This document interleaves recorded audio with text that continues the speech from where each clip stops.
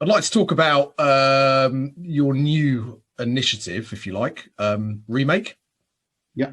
Can you give us the thinking behind that? Because obviously that, I guess, was born out of the pandemic. You probably had the idea for it maybe for a while before it, but can you just sort of bring it to life? Yeah, it actually links a little bit with what I said before, I'm hoping, which is the sort of need and the want. I do love tech, and we love dabbling, and we love experimenting, and we've had a little lab, and we've created lots of cool initiatives. But a lot of them are kind of what we think are right and could work. Remake was born out of a need. Remake was born out of a need for ThinkJam to be more efficient, faster, cheaper, retaining quality to produce video ads for our clients. Right. So a big part of what we do for our clients is creating content, but we also version that content. And version could be everything from changing the messages to changing pack shots and logos, but it could also be, and primarily is, changing language for countries. Right.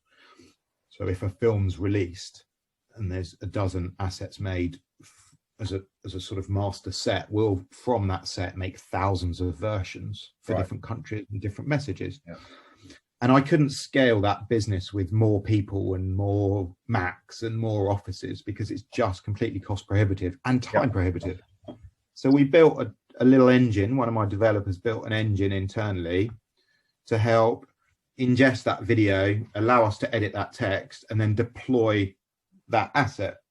So it just instantly cut significant amount of time out of the process.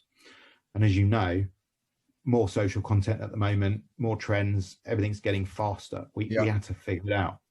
We realized late last year that actually there was a big shift happening. It's been happening for a while in our space with in-housing and more teams being built in-house, infrastructure going in-house. Yeah. And again, how do we support that? We don't want to run away from it, but how do we support it? And Remake became and is fast becoming an enabler for that. So we decided to create it as a front end tool. We turned it into a pretty smart SaaS platform. We put a lovely UX on the front. Yeah. We built a marketing campaign. I'm building a sales team. We're building out our development team. I've got a client experience sort of client director team. And essentially what we've now got is a SaaS product that we can put into businesses, brands or companies or agencies, where they can very quickly and very cheaply change messaging, change language, change logos in their video. And our mantra is brutal simplicity. So anyone can do it. You don't have to be a designer. You don't have to be a developer. You don't have to be a video expert. You know, my 11-year-old could do it if you read, although they're smart, but it's simple. Yeah. But so you suggesting something like this didn't exist, or not in the sort of way that you're doing it? It's really arrogant to say it didn't exist because it did. Sure. There's solutions out there, and there's good solutions out there.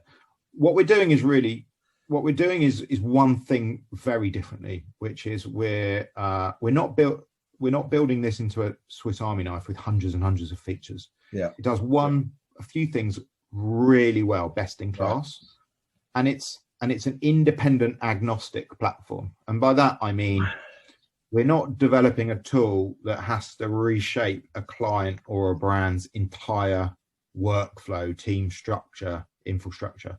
It's a piece of software that slots in and powers one thing that needs to be powered.